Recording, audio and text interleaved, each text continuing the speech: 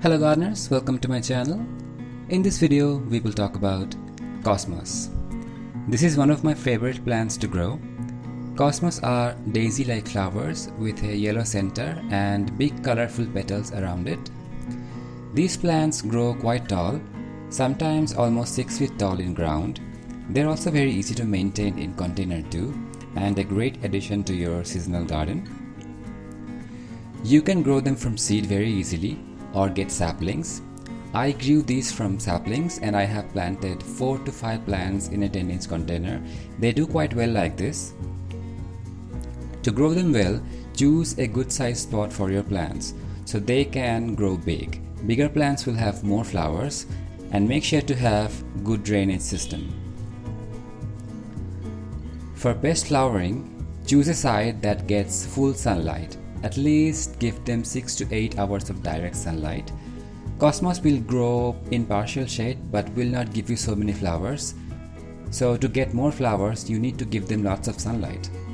You can pinch the top to make the plant bushy during growth. This will encourage more flowering. Cosmos plants can be grown in any kind of soil as long as the drainage is good. Although they grow in poor soil very well, but for containers, you should add a decent amount of compost with your soil. You can have a mix of 60% and 40% garden soil and compost. Cosmos performs best in medium moisture, well-drained soil, so be sure to have a good drainage. Add 2 or 3 tablespoons of bone meal every 12 to 15 days, and weekly you can add mustard cake liquid fertilizer. Do not give them too much fertilizer because they like low maintenance. Watering properly is the most important thing. Never overwater these plants.